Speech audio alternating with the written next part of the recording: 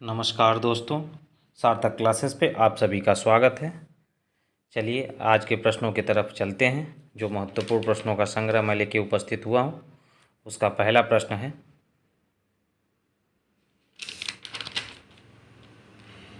सामूहिक सविनय अवज्ञा आंदोलन को एक अहिंसक हथियार के रूप में विचार भारत में सत्तारूढ़ ब्रिटिश के विरुद्ध किसने किया था? तो महात्मा गांधी। और सविनय अवज्ञा आंदोलन की शुरुआत जो है 12 मार्च 1930 में डांडी मार्च से शुरू हुई थी। नमक कानून तोड़कर गांधी जी ने इसका आह्वान किया था और गांधी जी के साथ 78 अनुयायी उनके डांडी यात्रा पे गए थे। चलिए अगला प्रश्न, बंगाल विभाजन के समय वायसराय कौन था? Lord Curzon. कर्जन जो है 1899 से 1905 तक जो है भारत का वायसराय था। बंगाल राष्ट्रीय आंदोलन का गढ़ बन गया था उस समय, जिसके कारण अंग्रेज़ों ने बंगाल को विभाजन करने का प्रावधान किया था और यह घटना 16 अक्टूबर 1905 को लागू हुई थी बंगाल विभाजन की, जिसे बंगाल में शोक दिवस के रूप में मनाया गया था। अगला प्रश्न, माइक्रोसॉफ्ट कंपनी के सीईओ कौन हैं? सत्य नडेला, जो भारत मूल के हैं। इनका जन्म हैदराबाद में हुआ था। अगला प्रश्न, भारत में उपनिवेश स्थापित करने वाले अंतिम विदेशी कौन थे? तो फ्रांसीसी थे।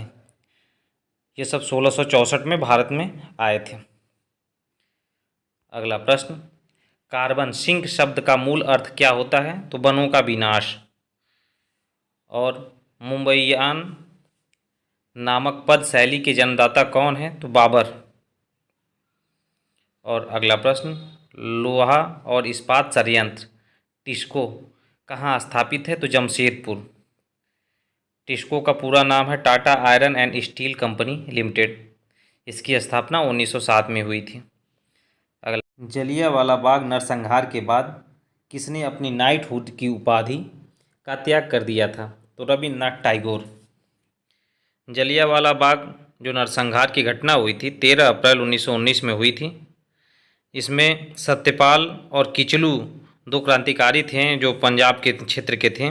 उनकी गिरफ्तारी के विरोध में ये घटना जलियांवाला बाग में लोग इकट्ठा हुए थे, जिस पे जनरल डायर ने अंधाधुंध गोलियां चलवाई थी 13 अप्रैल 1919 में। और अगला प्रश्न, लोकसभा में अविश्वास प्रस्ताव पास करने के लिए कम से कम कितने सदस्यों का समर्थन अनिवार्य है? तो 50 सदस्य। और अगला प्रश्न, प्रकलन समिति में कितने सदस्य होते हैं? तो 30 सदस्य होते हैं। और प्रकलन समिति का कार्य क्या है? सरकार के द्वारा जो धन व्यय होता है उसका जांच पड़ताल करना। इसके सभी सदस्य जो होते हैं लोकसभा के सदस्य होते हैं, जिनका कार्यकाल 1 वर्ष होता है।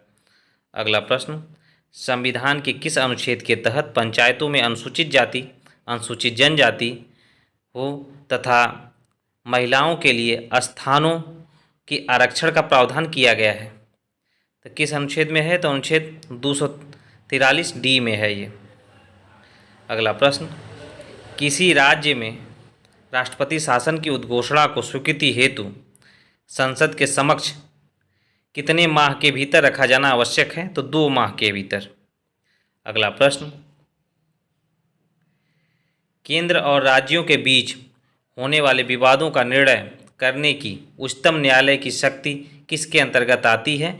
तो प्रारंभिक अधिकारिता के अंतर्गत।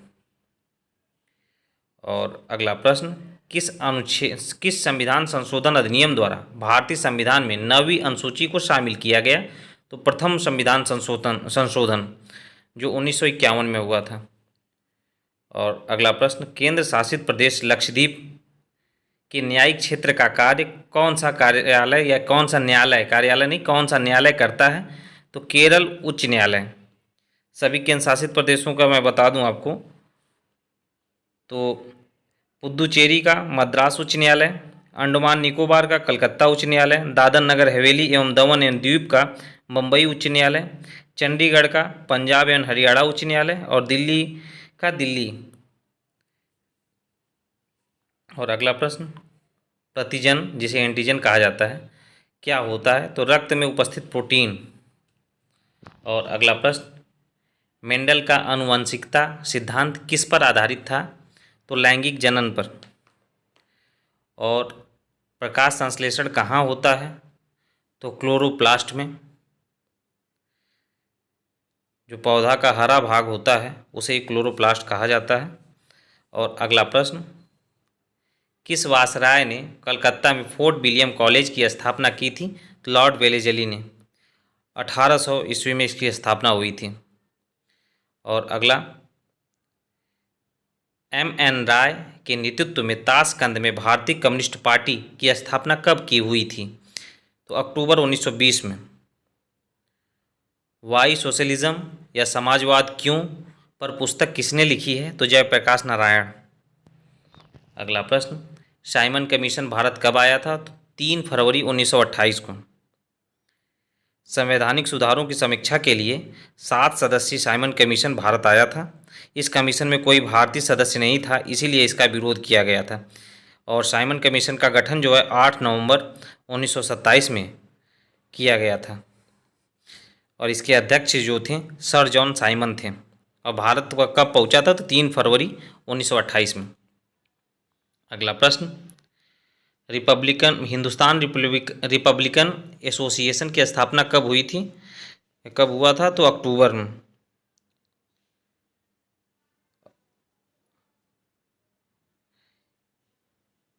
ये गलत है, अक्टूबर 1924 में इसकी स्थापना हुई थी। और अगला प्रश्न, बारदौली सत्याग्रह का नेतृत्व किसने किया था? तो सरदार वल्लभ भाई पटेल। सरदार वल्लभ भाई पटेल ने 1928 में गुजरात के सूरत में बारदौली में इसका नेतृत्व किया था, जो किसानों के लगान से संबंधित आंदोलन था। और अगला प्रश्न, 1936 में अखिल भारतीय किसान सभा की स्थापना कहाँ हुई थी? तो लखनऊ में।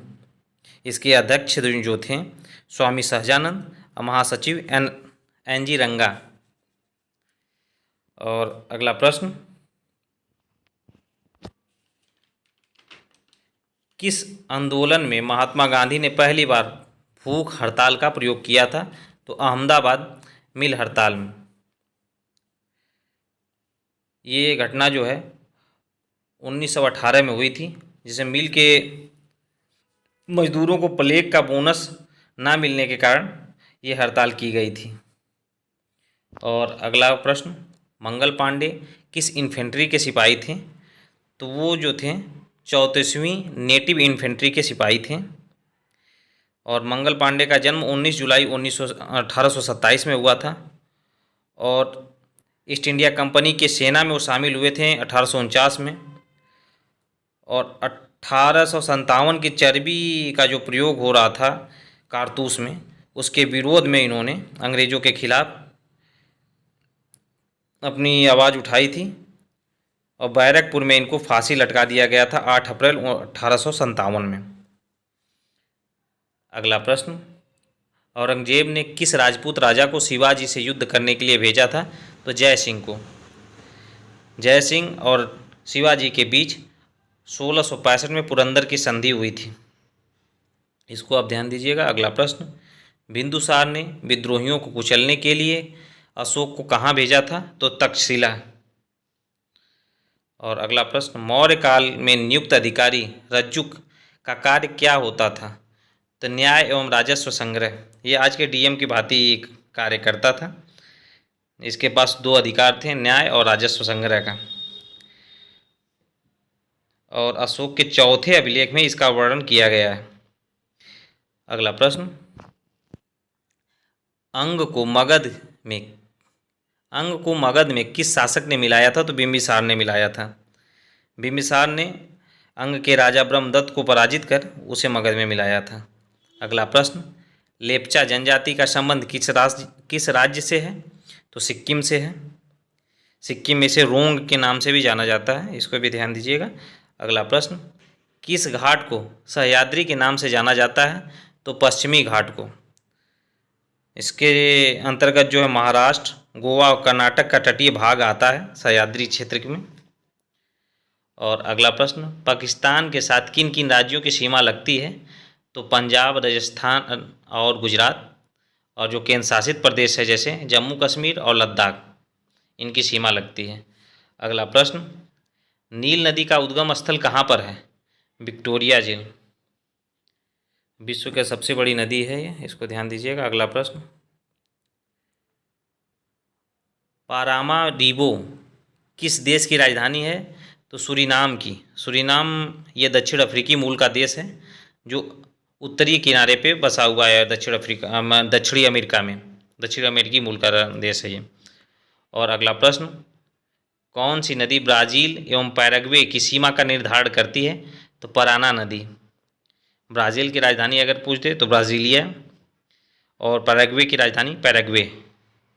चलिए अगला प्रश्न, जल विद्युत का उत्पादन किस सिद्धांत पर कार्य करता है? तो गुरुत्वीय स्थितिज ऊर्जा एवं ऊर्जा संरक्षण के सिद्धांत पर।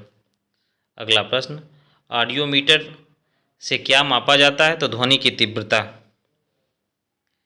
अगर पूछ दे फोटोमीटर से क्या मापा जाता है? तो प्रकाश की तीव्रता। पिक्नोमीटर से क्या? तरल पदार्थों का गुरुत्व। इसको भी ध्यान दीजिएगा। अगला प्रश्न, संवेग का मात्रक क्या है? तो संवेग का मात्रक होता है किलोग्राम मीटर प्रति सेकेंड। संवेग में द्रव्यमान और वेग का गुणनफल होता है, संवेग जो होता है, और एक सदिश राशि होता है ये, इसको ध्यान दीजिएगा। अगला प्रश्न, सिरका में कौन सा अम्ल पाया जाता है? एसिटिक एसिड पाया जाता है इसमें। और अगला प्रश्न, फोटोग्राफी में प्रयोग किए जाने वाले हाइपो का रासायनिक नाम क्या होता है? तो सोडियम थायोसल्फेट। अब फोटोग्राफी में ही जो नेगेटिव और फोटो धोने के लिए क्या प्रयोग होता है? तो सिल्वर नाइट्रेट। इसको ध्यान दीजिएगा। अगला प्रश्न, इलेक्ट्रोलाइटिक सेल क्या कार्य करता है? तो विद्युत ऊर्जा का रासायनिक ऊर्जा में परिवर्तन करता है। और अगला प्रश्न, कृत्रिम वर्षा कराने के लिए किन का प्रयोग होता है? तो कृत्रिम वर्षा के लिए सोडियम क्लोराइड, सोडियम आयोडाइड या सूखी बर्फ, इन तीनों का प्रयोग होता है। अगला प्रश्न, सर्प विषरोधी सुई किसका एक यौगिक तत्व है? तो सोने का यौगिक तत्व होता है ये, जो आरिक क्लोराइड के नाम से जाना जाता है। AuCl3 इसका रासायनिक सूत्र होता है। अगला प्रश्न, कुडनकुलम परियोजना किस राज्य में है? तमिलनाडु में। ये तमिलनाडु के तिरुनवैली जिले में स्थित है परियोजना ये। अगला प्रश्न, नगलट्रम मुद्रा किस देश में प्रयोग की जाती है? तो भूटान में प्रयोग की जाती है ये मुद्रा। अगला प्रश्न, भारतीय रिजर्व बैंक की स्थापना किस वर्ष की गई थी? तो 1 अप्रैल 1935 में। इसका राष्ट्रीयकरण अगर पूछ दे कब हुआ था? तो 1 जनवरी 1949 को। अगला प्रश्न, कुमायूं हिमालय किन नदियों के बीच स्थित है? तो सतलज और काली नदी के बीच का जो हिमालय का क्षेत्र है उसे कुमायूं हिमालय कहा जाता है। अगला प्रश्न, विश्व बैंक का गठन कब किया गया था? तो विश्व बैंक का गठन जुलाई 1944 में किया गया था। इसका मुख्यालय वाशिंगटन DC में है, और 5 अंतर्राष्ट्रीय संगठनों का समूह है ये, जो वित्तीय और वित्तीय सलाह के क्षेत्र में कार्य करता है। नमस्कार दोस्तों, अगर वीडियो आपको अच्छा लगे तो वीडियो को लाइक, सब्सक्राइब और शेयर जरूर करें। धन्यवाद।